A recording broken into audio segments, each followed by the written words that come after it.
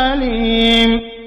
और जब फैसला चुका दिया जाएगा तो शैतान कहेगा, सच ये है कि अल्लाह ने जो वादे तुमसे किए थे वे सब सच्चे थे, और मैंने जितने वादे किए उनमें से कोई भी पूरा न किया। मेरा तुम पर कोई जोर तो था नहीं, मैंने इसके सिवा कुछ नहीं किया कि अपने मार्ग की ओर तुम्हें बुलाया और तुमने मेरे आमंत्रण को स्वीकार कर लिया। अब मुझे मलामत न करो, अपने आप ही को मलामत करो। यहां न मैं तुम्हारी फरियाद सुन सकता हूं और न तुम मेरी। इससे पहले जो तुमने मुझे ईश्वरत्व में साझीदार बना रखा था, मैं उसके उत्तरदायित्व से मुक्त हूं।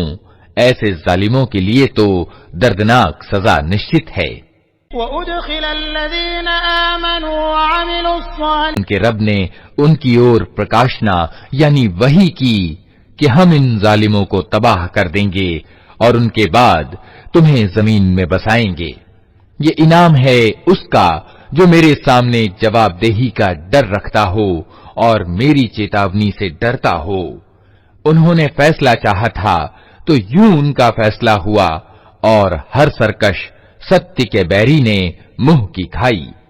फिर इसके बाद आगे उसके लिए जहन्नम है, वहां उसे कचलहू का सा पानी पीने को दिया जाएगा, जिसे वो जबरदस्ती गले से उतारने की कोशिश करेगा और मुश्किल ही से उतार सकेगा। मौत हर तरफ से उस पर छाई रहेगी, मगर वो मरने ना पाएगा, और आगे एक कठोर अजाब उसकी जान का लागू रहेगा।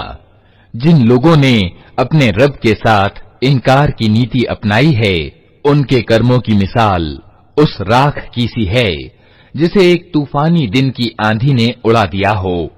वे अपने किए का कुछ भी फल ना पा सकेंगे। यही परले दर्जे की गुमराही है। क्या तुम देखते नहीं हो कि अल्लाह ने आसमान और जमीन की सृष्टि को सत्य पर ठहराया है? वो चाहे तो तुम लोगों को ले जाए और एक नई सृष्टि तुम्हारी जगह ले आए। ऐसा करना उसके लिए कुछ भी कठिन नहीं है।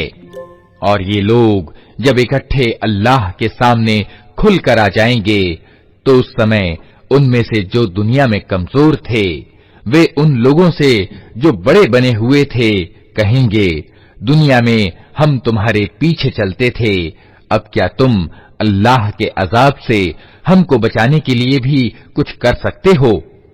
वे जवाब देंगे, अगर अल्लाह ने हमें छुटकारे की कोई राह दिखाई होती तो हम जरूर तुम्हें दिखा देते। अब तो समान है, चाहे हम हाय हाय करें या सब्र, किसी हाल में भी हमारे बचने का कोई उपाय नहीं।